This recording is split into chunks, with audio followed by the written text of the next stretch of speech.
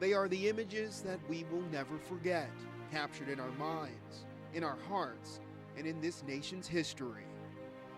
The first plane hit, and the building rocked to the right and back. The true terror of terrorism brought to our front door. It just collapsed. The whole thing is not even a girder standing. It's like they didn't even exist. Though most Americans saw these scenes from home, a precious few, a lucky few, lived to tell of this nightmare. And then finally you see daylight and you pray, thank God. It was a war zone.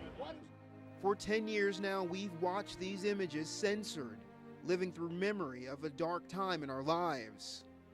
Some of the most important people in my life were in that building, in those buildings. Though there's no denying, we remember vividly that two planes slammed into the Twin Towers. A second airplane, a 727, just rammed into the building. Where do I go? Do I go home? The images retired, stopping just short of the inevitable. It was just the most horrific thing you've ever seen in your life.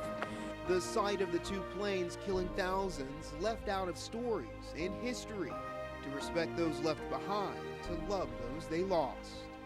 Sean, it's me. I just wanted to let you know I love you, and I'm stuck in this building in New York.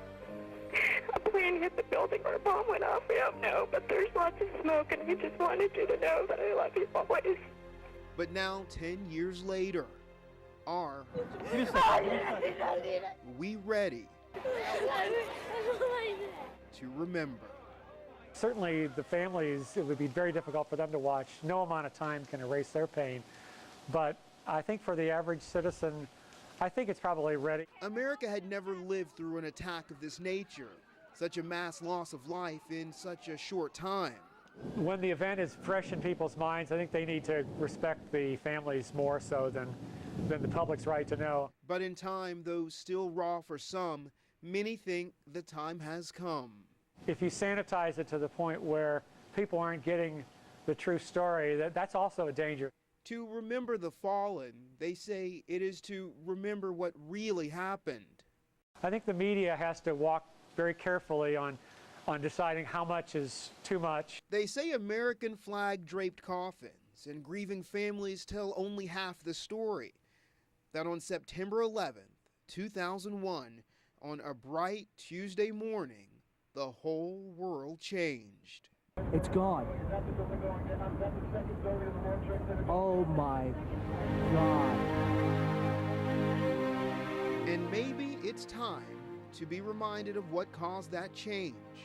But if you were there or lost someone who was there, It was a war zone.